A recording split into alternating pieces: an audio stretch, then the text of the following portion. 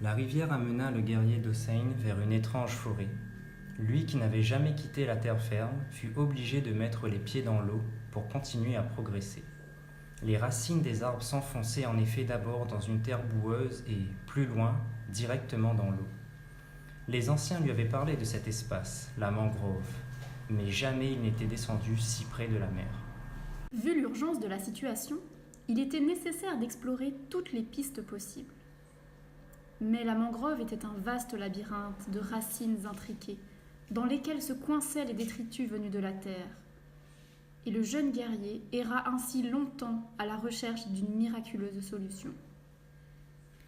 Plusieurs jours passèrent ainsi, lui faisant perdre la notion du temps. Jusqu'à ce jour où il crut voir passer une magnifique jeune fille nager dans un petit canal et disparaître derrière un nouveau bosquet de palétuviers. Il ne savait s'il perdait aussi la tête, en plus de son chemin. Mais il ne risquait pas grand-chose à suivre ce mirage. De son côté, le guerrier d'Imoja avait nagé jusqu'à se rapprocher des côtes et arrivait en vue de la mangrove également. Lui non plus n'était jamais venu dans cette zone et entrer dans ce territoire à mi-chemin entre mer et terre lui faisait un peu peur. Il nagea tant qu'il put entre les arbres qui prenaient de plus en plus le pas sur la mer. Sur son passage, de petits crabes se cachèrent dans les racines, disparaissant dans les ombres. Il agrippa son trident avec force, ne sachant ce qui rôdait dans l'obscurité.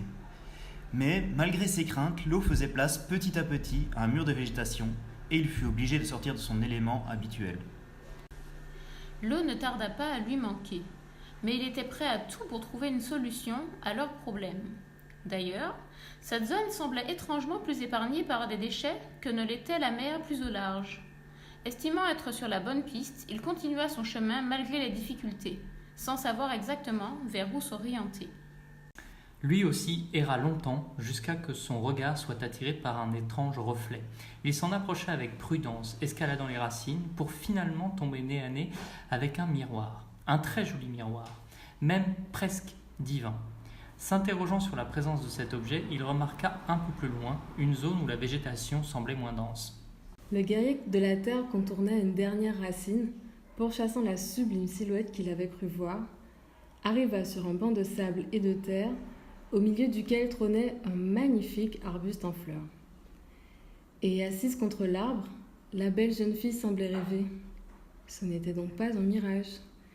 Mais il était encore en train de reprendre pied avec la réalité qu'une autre personne sortit de l'entrelacs de racines, de palétuviers, de l'autre côté de la clairière. La jeune fille se leva avec grâce et avant qu'un des deux guerriers n'ait pu esquisser un geste, elle récupéra le miroir des mains du guerrier de la mer. « Ça, c'est à moi. Merci de me l'avoir ramené, » dit-elle avant de disparaître. Les deux guerriers se trouvaient désormais face à face devant cet arbuste en fleurs. Et la surprise passée, finirent par contempler la clairière dans laquelle ils se trouvaient. Contrairement à tout ce qu'ils avaient pu voir jusqu'à présent, durant leur voyage, il n'y avait ici ni déchets ni pollution. Avaient-ils finalement trouvé ce qu'ils cherchaient ? Encore prudent, il n'osait trop s'adresser la parole, se tournant autour comme deux chats qui venaient de se rencontrer. Le guerrier de la terre se décida à parler à la plante en fleurs pour lui demander si elle en savait plus sur cet endroit.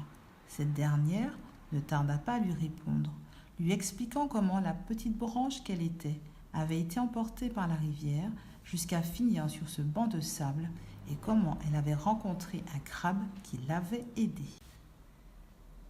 Aucun des deux guerriers n'avait en effet remarqué que de nombreux petits crabes aux couleurs aussi chatoyantes que les fleurs couraient entre ses racines. Le guerrier de la mer s'adressa à son tour aux crabes pour leur demander davantage d'informations sur ce lieu.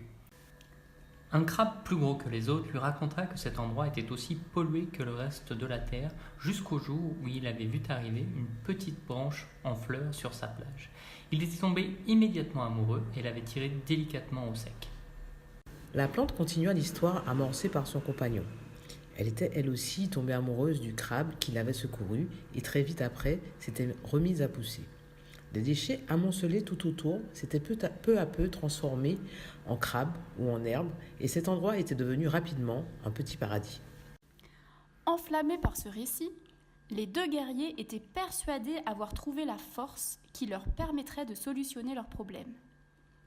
Après s'être serré la main, ils convinrent de retourner chacun dans leur royaume, chercher leurs divinités respectives.